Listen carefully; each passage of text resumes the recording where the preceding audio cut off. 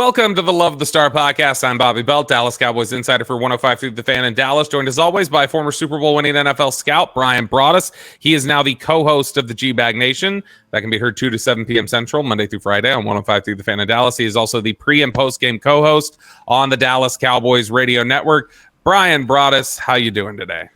I'm doing well, Robert. Thank you very much for asking. We're in the middle of pro days. Oh, yeah. We're starting to talk about 30 visits, and we're getting to the final preps of how our boards might look.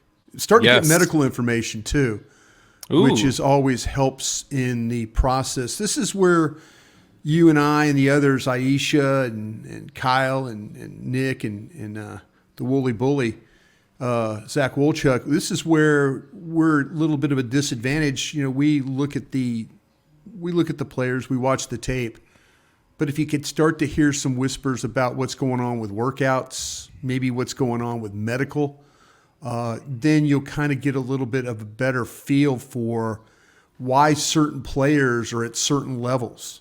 Now, I keep going back, and I don't know if we talked about this last time, but you got a guy like Mel Kiper, and when he's keeping the best center in the draft off his board, you kind of wonder in the first round what's going on there. And then Daniel Jeremiah and his mock, and I know Daniel does several mocks, and now all of a sudden he's dropping Powers Johnson down to Dallas's spot where before Jackson Powers Johnson from Oregon. Yeah, from Oregon.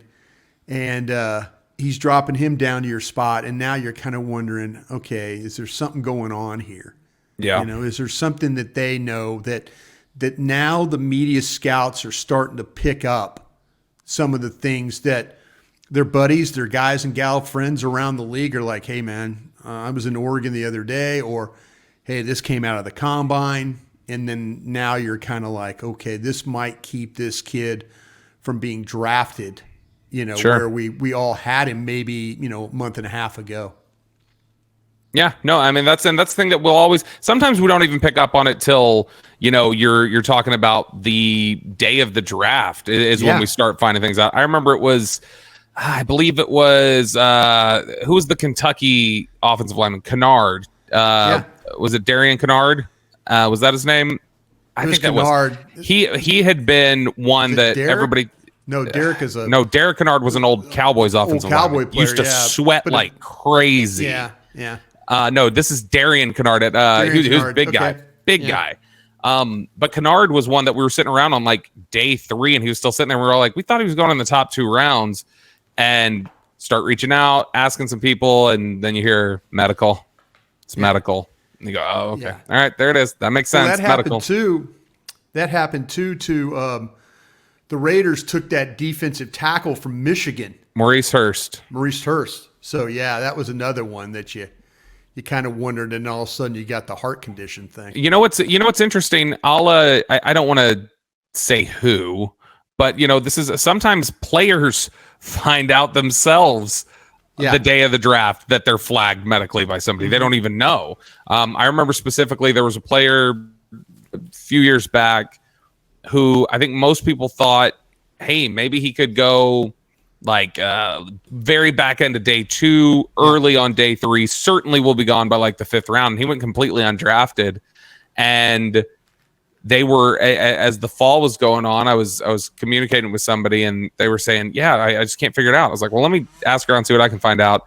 And then somebody let me know, like, he's actually flagged medically on a lot of boards. And that was the first time that they discovered it, that he was flagged medically on any boards, was that day, like the day he falls out of the draft. Teams hadn't communicated that to him. And so sometimes we're working against something that even players themselves don't know why they're falling. They don't have an understanding of it. Yeah. Did you hear my microphone fall a couple times? Yeah, your microphone is flagged. It fell right out of the draft. I heard it there. So sorry about that, folks. I looked down on my computer, and it was like on the power source was like, I was watching tape and stuff, and I must have. My apologies, folks. Bobby, yes. And you make a good point about that, about guys getting flagged. I'll tell you what, real quick story. Gosh, I'm sorry about that, folks. That was terrible. No, go ahead. You're good. A place like that. I'm sure Peyton's having a heart attack right now. But I remember the day of the draft, Warren Sapp The league put out about him failing a drug test on the day of the draft. On the day of the draft, and so you're like, and I'll never forget my boss Ron Wolf. His son Elliot now is running the Patriots, and Ron calls up the NFL office. I mean, this is the morning of the draft, and he calls the Joel Bussert there at the desk there at the NFL. And he just goes off on, he's like, hey, how in the hell, do you expect us to do our job? You MFers there, you guys don't care about us. You don't care. You're putting out information the day of the damn draft. Now we have to run this down. What if we were going to take him? He just went off on the league for putting out that test. And so, unfortunately, but I think he went to 12th overall to Tampa that year. Yeah. And, he did slide a little though, didn't he? He did slide a little, but it was one of those things where you were getting information the day of the draft. And that was, that's kind of a hard thing to deal with. Yeah, absolutely, and that's one of the things that can throw you off, make this process a little bit difficult. You mentioned there your battery was dying from watching tape. How many players are you up to now, Brian? And did anybody intriguing catch your eye this week that you studied for the first time? Yeah, you know what? I was I'm in that shape right now where I'm trying to get my last, say, 30 guys, and I hate when I do 200 players. Bobby, I do not want to put 200 players on my draft board. I just don't do it. I can't bring myself to do it. Yeah. But you know what? I was running through some of these. I was running through some of the last bit of the wide receivers, just because I'm tired of the wide receivers. I'm completely tired of this crew. But I was doing them, and then I was kind of adding some tight ends to the mix. And I'll tell you a kid that I was really, if you're talking about down the line type of player, I don't know if have you studied Bub Means from Pittsburgh yet? Mm-mm. Okay, this guy's an interesting path to the NFL, or excuse me, an interesting path to Pittsburgh, the University of Pittsburgh there. And he was a defensive back at Tennessee, and then he transferred to Louisiana Tech, and then he went on to Pittsburgh. So he's kind of made a position change, and he was one of the best receivers in the ACC when it came to contested catches. And so 5 of his touchdowns were 20+ yards, a knack for going to get the ball. I mean, I didn't know a whole heck a lot about Bub Means, but here he is, in that position where you're kind of like, man, this is why was I looking at this player earlier in the draft? But I fortunately, when you go back and you find those, you go back and you say, okay, like you talk to a Dane Brugler, somebody who's done a ton of players, and you're saying, hey, can you give me a list of guys? Give me 5 guys that I need to have. And sometimes, when you only do like 200 guys like I'm doing, it's a little bit of a, you're like, okay, I just want to make sure that I have the right amount of guys, and I want to make sure that that those guys are on the board because teams are talking about these guys. Jarrett Wiley is another one, a tight end from TCU. I didn't know a whole lot about him. I will see Jarrett Wiley in Frisco next week. Yeah, well, okay, Jarrett Wiley, transfer from Texas, appears to be a really good athlete. 6'6", he's 249. These are the types of things when you look at guys and you just want to make sure, okay, give me the last 4 or 5 guys that I need to have on this board at position. I'm trying to just get through these tight ends. I'm kind of taking it position by position.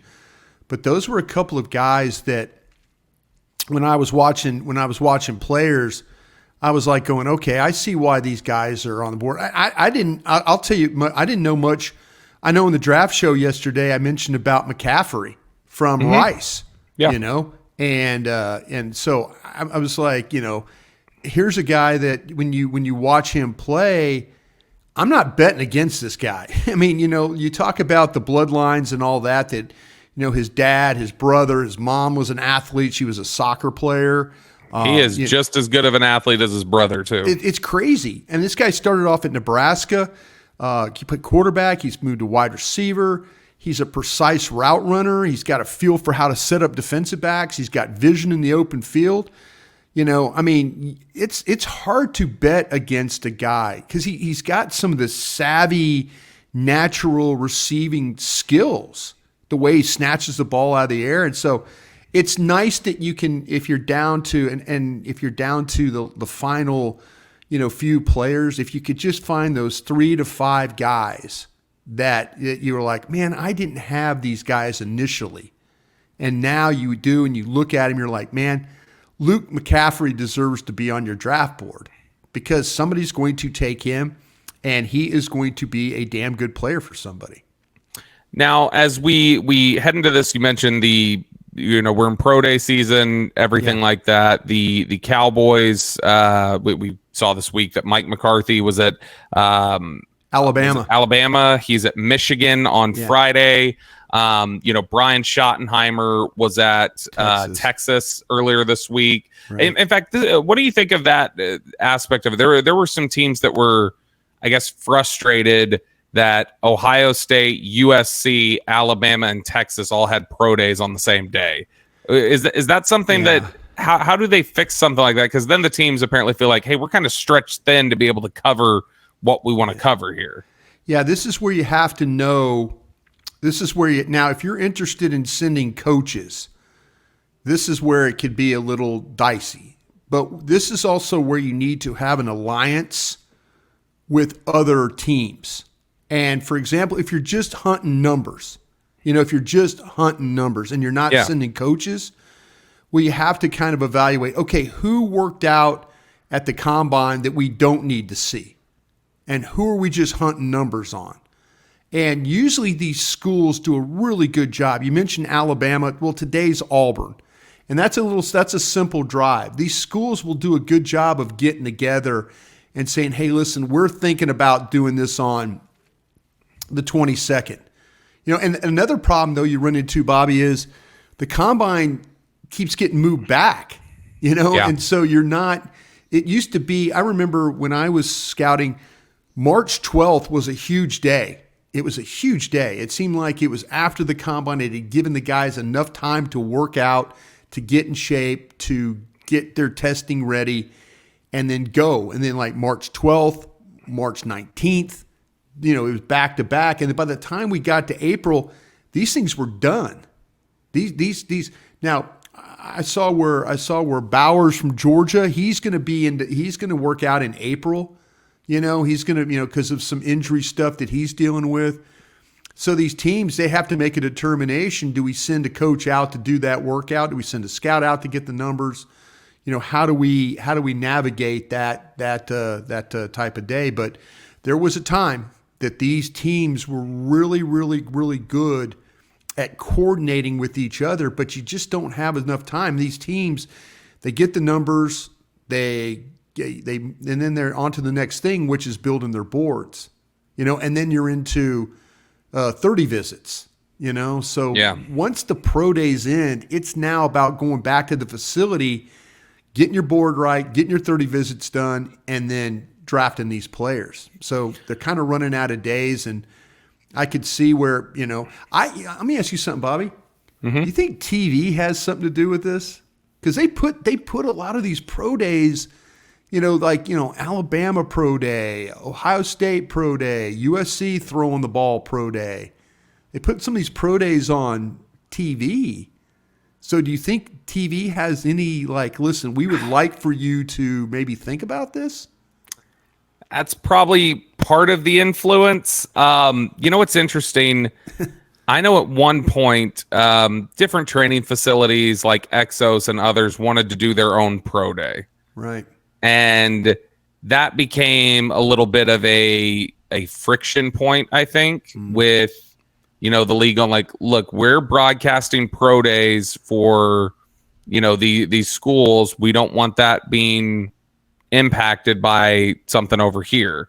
Right. But I do think that might be an even better way to do it rather than school. Just say, hey, go into these training facilities where all the top prospects are working out already.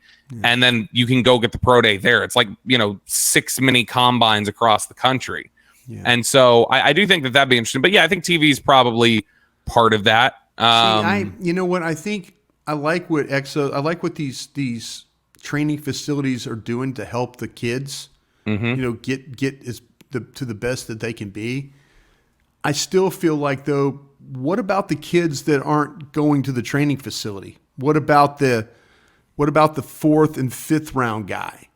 What about? There's plenty of fourth rounders and undrafted guys that end up at the training facilities, and I think if you, knowing how these training facilities operate, I think like the way that I do, I think that if you just open it up, the training. Oh yeah, no, totally, I totally get it. I wonder, as a scout, do you get to see every single player that is on that list? And it used to be you go in there and you time the seniors and the juniors, selected juniors, and then you would stick around and do the timing for the juniors for the next year. Yeah, is what you would do, and that seems to have changed now.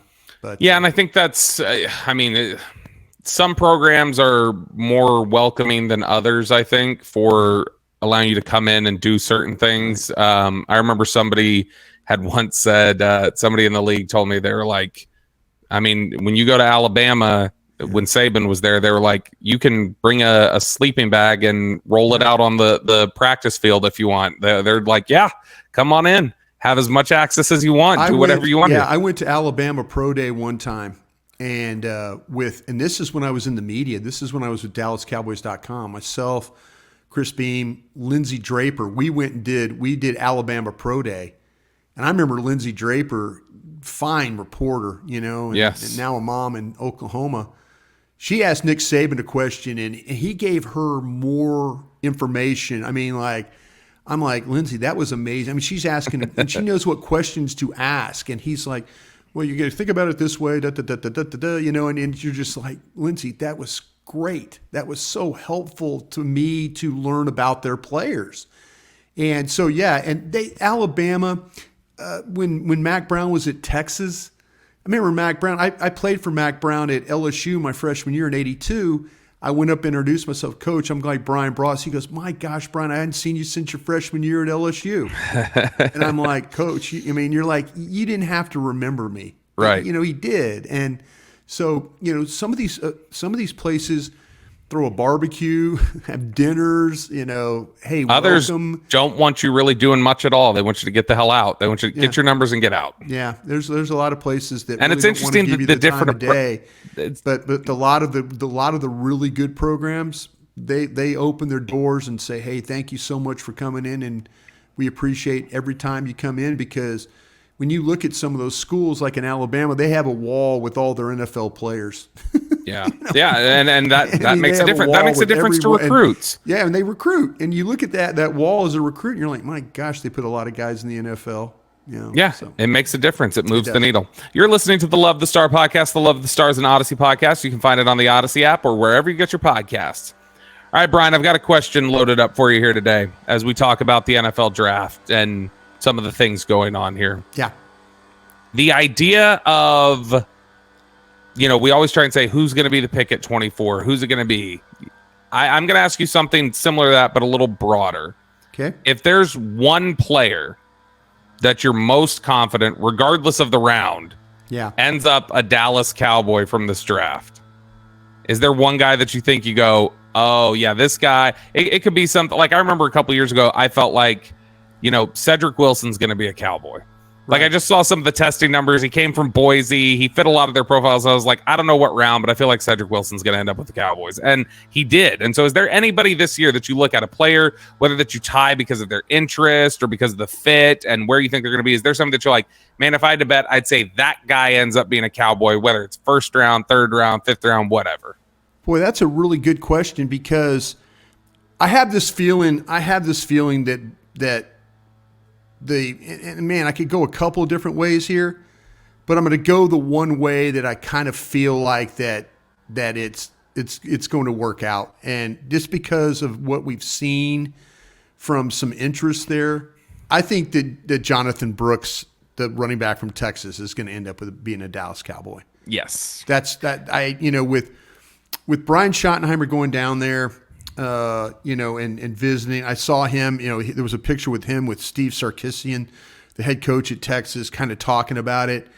I don't think Dallas will have a shot at any of these receivers for Texas, especially the top ones. I just don't.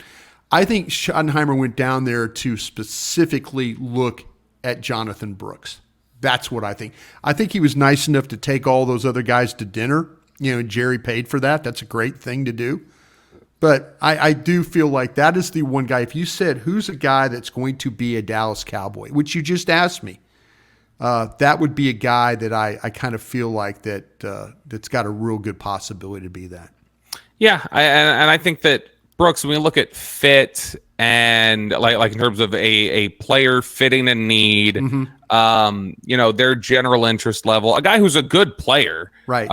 Brooks is a really good player.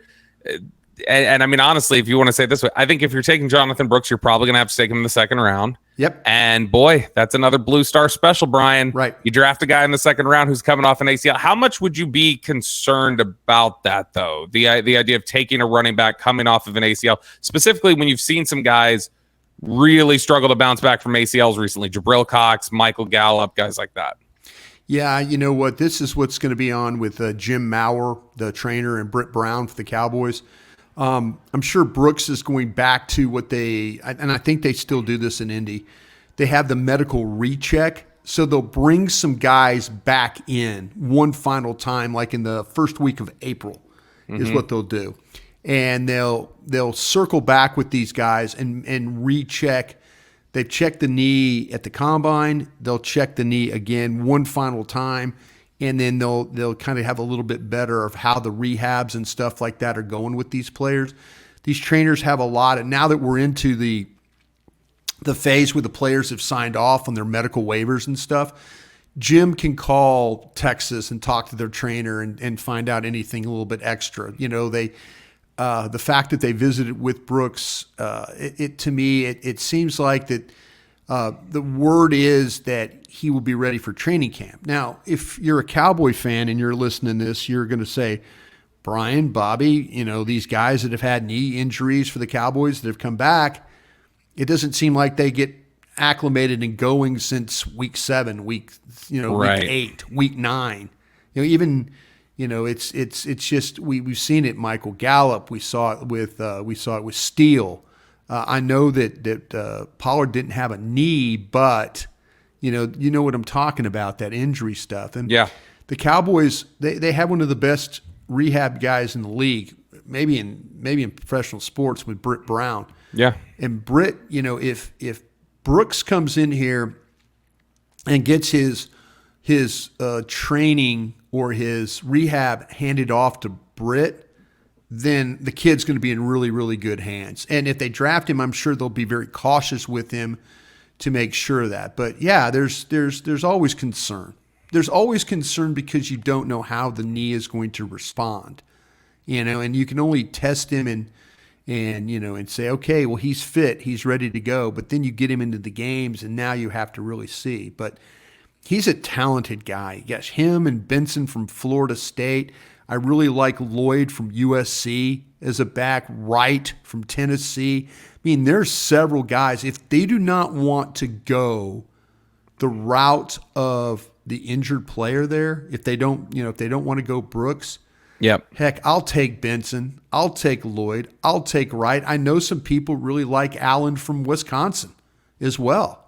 I love Allen. So there are going to be some options for them if they don't want to do it in the second round, which I think they're going to have to do for Brooks and for Benson. Lloyd, maybe Wright might be a second round guy too, and people might elevate some of these guys because of the injury to Brooks. But yeah, that's kind of the Cowboy way of doing things. Let's operate under this assumption. Let's say they end up taking Jonathan Brooks in the second round. Yeah. If they do that, I think he's a good player. If they do that, is that it, you think, for the running back room, or do you think they still at that because they re-signed Rico Dowdle? Yeah, I think it's it. Can you go Dowdle and Brooks, or because of the thing with the knee, do you have to go find some other veteran, a Ronald Jones that, look, hey, if we end up seeing Brooks is fine, then we'll cut him at the end of camp? Do you have to go find somebody like that just to cover yourself? Yeah, but I think that when you start to talk about with Malik Davis and guys like that, though, Lipke. Too. Yeah, and you've got Deuce Vaughn, and God bless him. I don't know what you do with Deuce Vaughn. You know what I'm saying? I love what I saw in college as a player, and he's a 5'6" guy, and his dad's a damn good scout, and I wonder how much. But if you can get Brooks, Benson, Lloyd, Allen, one of those guys here, and pair them with Davis, and the guy that just recently signed, Rico Dowdle, then I think you'll be okay. I think you'll be okay there. So I see it now just about being the draft, but it's going to be important, because if you were say you like Blake Corum, guys like that, I think it's going to be important that you pair the right guy with the right guys that you have here. So, I don't see Blake Corum as an every down guy from Michigan. He's had a ton of carries. I mean, just a ton of carries there, and I just anticipate, got him, Ray Davis from Kentucky, same kind of thing, The kid that's interesting to me is Tracy from Iowa, is a guy who was he was at Purdue as kind of a wide receiver. Excuse me, other way around. At Iowa, he was a wide receiver, running back, and then Purdue uses him as a running back. Yeah, Tyrone Tracy, Purdue. Yeah, so, there's a good list of, I know Estime is, I say his name right, from Notre Dame. Audric Estime. He ran much better at his pro day yesterday at Notre Dame. Okay. Which by the way, that happens. Is that the focus, do you think, this week? For let's look at where the offensive-minded coaches were this week. Schottenheimer's in Texas. Yeah. That's Brooks. Yeah. McCarthy goes to Ann Arbor, and that's Blake Corum. Right. He ends up going over to Alabama, Jace McClellan. He is at Notre Dame yesterday, Audric Estime. Is it a possibility that the offensive coaches are looking at like, hey, we got to get eyes on some of these running backs? Yeah, there's no question about that. There's no question. Now, and we'll see. We'll see. I mean, they've got it. I'm sure that the great thing about this running back crew, I feel like there's different pockets of where they are on the board. With Brooks and Benson, say second round guys, Lloyd, Wright, Allen, Bucky Irvin from Oregon is a guy that a lot of people talk about. I mentioned Tracy from Purdue, Shipley from Clemson. There's guys in this draft that kind of fit various roles, and I think in a good way. I think it might not have the star power of last year's draft, but I think you got some pretty steady kids in this particular draft as well at the running back spot, and I think it's an area the Cowboys are focusing on. Really quickly, just before we go to the mailbag here, one name that I know, I feel like, again, you talk about like the athletic profile and how the Cowboys have typically looked at running backs. Isaac Guerendo from Louisville. Go. Yeah. He is a big time tester. You know who he if you look at his athletic profile, he tests very similarly to Darius Jackson, who they took out of Eastern Michigan years ago? I can't remember where Darius Jackson was, but Darius Jackson was a guy who tested similarly, just absolutely blew up his pro day. Yeah. And the Cowboys went, oh, those are the traits that, like, those athletic traits, we'll gamble on those. Let's go take it. Same scouting department, a lot of the same decision makers in the personnel department there. Is Guerendo a guy that you think, like, you could see, like, hey, that could be somebody that could be in play for them at running back? Oh, absolutely. The guy's 6'1", he's 221 pounds. He was at the Shrine game, if I'm right about that, right? Yep, they had eyes on him there. Yeah, there's really nothing flashy about the ability, but this kid's super tough. I mean, he's physical, the way he runs the ball. He's kind of versatile in the way he plays. You can hand it to him, he'll get tough yards. You can throw it to him, he'll secure the catch and get up the field. He runs through arm tackles. You have to get bodies to him because, he's a tough guy. I love the vision. I love the way he's able to see the lanes, the combination of speed, the power in the open field. I think it takes him a second to get going, but once he does get going, he can work through a defense and be a downhill player. So, yeah, I mean, he fits in that mold when you, like you say, when you look at him. I wonder what they think about Hunter Lipke, and it's a shame that Hunter Lipke had the unfortunate fumble against the Dolphins. But I wonder where they see Hunter Lipke, in this whole thing. Is this a one-back runner? Could Hunter Lipke be that guy that's in the running back mix? But man, they've got some really, really, really good options, I think, here, Bob. Just to your point, talking about Garendo, it takes him a little while to get going. 220-pound guy. Brian, his 10-yard split at the combine was 1.55, which is good. Yeah. But doesn't necessarily tell you that's going to be carrying the mail from the 20 to the 40 is what he is 4.33 40. So that's a guy who, once he got going, he's running. But you're talking about 220 pounds running 4.33, a 41.5-inch vertical, almost an 11-foot broad. His 3-cone was under 7 seconds. That is a freakish athlete. That I think go probably a lot earlier than we very well could. Yeah, very well could. Absolutely. You are listening to the Love the Star podcast. The Love the Star is an Odyssey podcast. You can find it on the Odyssey app or wherever you get your podcasts. All right, Brian, it is now time for our Dean Julia Love the Star mailbag. It's where we turn things over to our listeners, get their thoughts, their comments, their questions, and their topics in here. First question here from AC. Brian, which 2023 draft choice is most likely to make the biggest jump in 24? You know what? That's let me throw something out here real quick. The 2023 draft, a lot of people, a lot of scrutiny, a lot of finger pointing, a lot of questions, a lot of this, a lot of that. We talk about this team drafting well. We point our finger at those kids. We also need to start talking about Tolbert, Sam Williams, some others in that draft class, before, and some of these other guys that have come before need to step up as well. Yeah. When you start losing guys at the rate that they are, we can point our fingers at, Mozzie Smith and Luke Schoonmaker and, and Fehoko and all these guys, but they're going to have some of these other guys step up too, and that's, they're waiting on Israel Mukuamu. Okay, it's about time to kind of step up and be a player. But to which guy could have the biggest, we were all excited about Overshown. I'll never forget doing that game with Brad Sham, the last game, and he's on the play, before he hurt his knee. 6 plays, he's got 3 tackles. I mean, it was just that way the whole camp. He just was always around the ball. He was always playing downhill. He's a smart kid, Bobby. I know you talk to coaches and scouts and stuff, and they'll tell you, hey, this kid, green dot, communicator. He's so natural. His instincts are so good. Yeah, and you watched him play at Texas and all that, and you just were so excited about the guy. But you know what? I think people are going to hate me for this. They're going to hate me for this. I think Luke Schoonmaker has to improve, and I think Luke Schoonmaker was a good blocker at Michigan. I mean, you watch Blake Corum and others run the ball. They were running behind Luke Schoonmaker in this offensive line. Yeah. And Luke Schoonmaker, I don't know if getting hurt, missing OTA, kind of coming in, not really. Yeah, he was behind a little. He was behind a little. But he's got to play better. And people are going, Broadish, you're going to die on that hill. I'm going to die on that hill then. Because I think he's a better player than what he showed last year as a blocker. I think he's a better player. So yeah.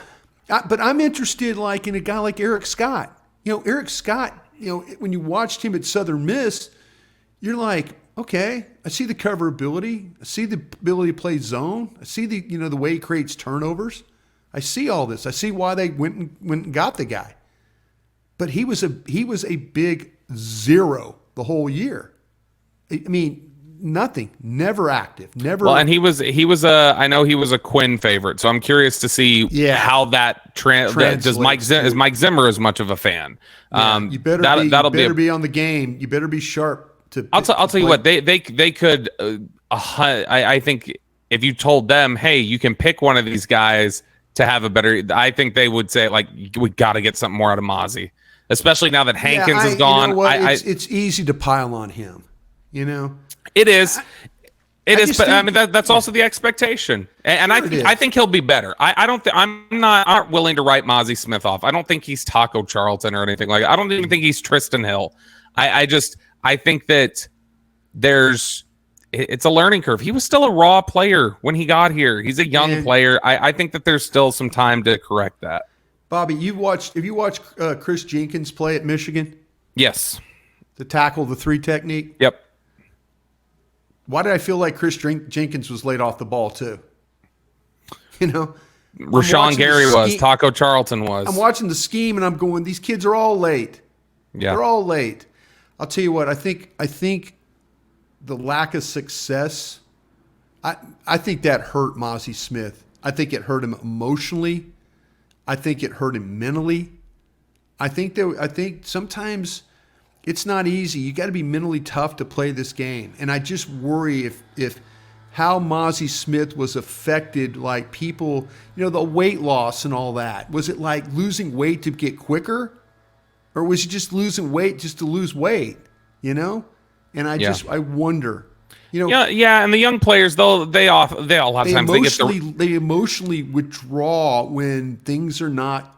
They get the rabbit ears, and that's something they have to learn to deal with here. And some players are better equipped to walk right in and deal with it. Dak Prescott walked in and he was ready to deal with it. There are other guys who come in here. A lot of people tell you they think that was part of Taco Charlton's problem. That Taco got here and he heard too much of it and it got in his head. Yeah. Whereas, other guys who they brought in before, Jordan Lewis doesn't let criticism get in his head. Jordan Lewis doesn't let the moment get in his head. He powers through it. And I think that's something they really like about Tyler Smith. Tyler Smith didn't let all the holding machine. Yeah. He can't do that. He didn't let that get in his head. He just went out there and played football and pressed forward. Mozzie Smith maybe just has to learn that a little bit, and I think he's capable of doing it. Maturity is a plus for a lot of people in life. Absolutely. And maybe Mozzie Smith learning what he went through last year will help him be better this year. Next question here from Dallas Stamper. With all the losses in free agency, this draft seems lined up well for Dallas to go in this order: first round, tackle; second round, linebacker; third round, running back. That's just his setup here. He said, who can we get if we go that route? So if they go that route, Brian, who are you looking at? Who would you hope to target there? So a tackle in round 1, a linebacker in round 2, and a running back in round 3. I'm kind of hoping the Washington kid somehow gets down to me as the tackle, but I don't think that's going to happen. I don't think so either, but I'd love it. Yeah, I think we're kind of looking at probably could it be with Guyton, I think from Oklahoma, Mims from Georgia. We'll see. 2 right tackles. Yeah, and then our BYU kid. I do like Kingsley Suamataia. I like him more than others do. Yeah, and I do. And those seem like at 24. I need to figure out where they're going to play Morgan. Do they think Morgan from Arizona is a tackle or a guard? Yeah. Need to figure that out. But it does set up for him pretty well in the tackle spot. He said linebacker in the second round, right? Yep. Is this where you take Peyton Wilson? Is Peyton Wilson's medical from North Carolina State going to keep other teams from drafting him? There's some serious questions about his medical, but he's been clean the last 2 years. How do you have Peyton Wilson? Go ahead. Excuse me, Brian. How do you have Peyton Wilson, linebacker from North Carolina State, Edgerrin Cooper, linebacker from A&M, I have him over Cooper, and Junior Colson?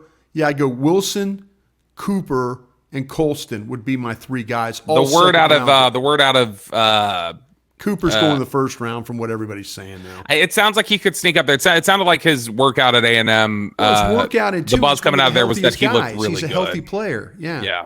He's healthy. Well, I mean, he hurt him. He got injured last year, but I mean, he's still not to the point of like Wilson. Right. Right. But he's. I mean, Cooper's a guy who I think had somebody who has impressed personnel people along the way. There's people that think he might be the ceiling. I know I'm a ceiling and floor guy. I'm learning all about that. You love it. There's some people we've seen. Yeah, you love identity too. Yeah, they're saying that this kid might be where he's at, where he's, what we've seen him as a player. So I love Wilson, Peyton Wilson from North Carolina State. I'm looking hard at the medical, and I'm trying to figure it all out. There are some questions there, but if you could grab, like I say, say Guyton. And then you grab Wilson, and then again I mentioned Lloyd, the running back from USC, would be my guy. I don't know if Wright from Tennessee will be there. I don't know if Allen from Wisconsin will be there. I mean, you can tell me that. I like Allen. I think Allen will be there in the third for you. Okay, well then if that's the case, then that would be. I have it in the third. I have Lloyd, Wright, Allen would be my 3 guys that I have in the third, is what I have. I think that's a good group, but that very well could be the direction they go. I don't know that what this is set up for. Honestly, if you told me that I could get Guyton, Wilson, and I like Lloyd more, but if you said Wright or Allen, I would have no problem with that. I think that would be that's picking going in the right direction there, if you ask me. What if I told you it's, let's say, let's go. What if I told you the rundown is Troy Fautanu from Washington. So you get your big time, tackle. But let's say there's a run on linebackers, but you still want one. And so then I tell you the second round pick is Eichenberg from Ohio State. I like Eichenberg. I do. Wilson, Cooper, Colston, Eichenberg, Ohio State. And then third round Estime. Ooh. I know you don't love it, but if I tell you can get Fautanu in the first round, does it make you say, okay, fine, I'll take it? I'll tell you what, because I've got, in my fourth, I've got Ray Davis, Kentucky, Corum, Michigan, Estime in the fourth, and then our kid from Louisville, Garindo, Isaac Garindo in the fourth as well. So Estime, I would take Ray Davis and Corum over him is what I would do. All right, there you go. To get my tackle, I have to take Estime. Yeah. Sign me up. Let's go.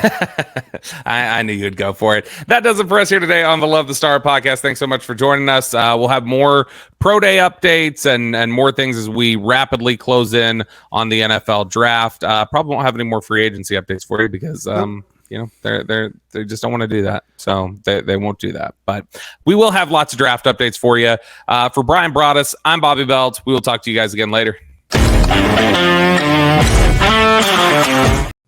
Hey, thanks for watching. If you enjoyed this video, please don't forget to give it a thumbs up and subscribe to our channel for more content like this. If you want to see more of our videos, be sure to check out our playlist and let us know what you think in the comments below. Also, don't forget to follow us on social media to stay up to date on our latest updates. Links are in the description. Thanks again for watching, and we'll see you in the next video.